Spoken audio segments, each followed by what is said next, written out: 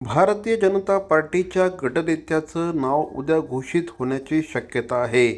दरम्यान, भारतीय जनता पार्टी महानगरपालिकेमध्ये शिवसेनेबरोबर सत्तेत सहभागी होणार का? हा एक मोठा प्रश्न आता निर्माण झाला आहे. कारण भारतीय जनता पार्टीच्या नेत्यांनी नुकतीच एक पत्रकार परिषद घेतली.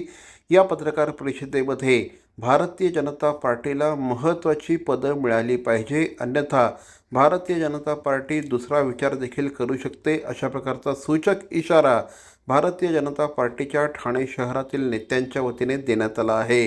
दरम्यान, राष्ट्रवादीच्या नजीब मुल्ला यांनी देखील भारतीय जनता पार्टीचं विरोधी बाकांवर स्वागतच असेल, अशा प्रकारचं स्टेटमेंट दिलेलं आहे. त्यामुळे एकंदरीतच ठाण्याच्या राजकारणामध्ये भारतीय जनता पार्टी गेली अनेक वर्ष शिवसेनेसह युतीमध्ये सत्तेमध्ये सहभागी झाली होती.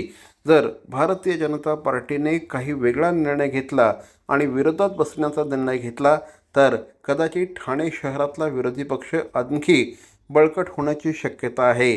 कारण सध्या ठाणे महानगरपालिकेतलं पक्षीय बलाबल बघितलं तर विरोधक अतिशय क्षीण झाल्याचं चित्र बघायला मिळणार आहे. ठाणे महानगरपालिकेतील सध्याचं पक्षीय बलाबल बघता शिवसेना शिंदे गटाला 75 जागा मिळाल्या असून एक अपक्ष असलेल्या प्रमिला केनी यांनी त्यांना पाठिंबा दिला आहे. तर भारतीय जनता पार्टीच्या 28 जागा आहेत.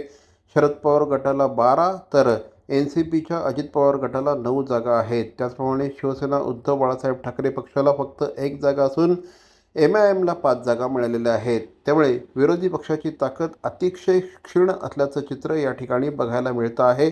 जर भारतीय जनता पार्टी देखील विरोधकांना जाऊन मिळाली तर विरोधी पक्ष अधिक स्ट्रॉंग होऊ शकेल, असं विरोधकांचं खुद्द म्हणणं आहे. त्यामुळे भारतीय जनता पार्टी विरोधी बाकांवर बसायला तयार होते की भारतीय जनता पार्टी पुन्हा एकदा उपमहापौर पद घेऊन सत्ताधारी बाकांवरच बसते, हे बघणं देखील औत्सुक्याचं ठरणार आहे.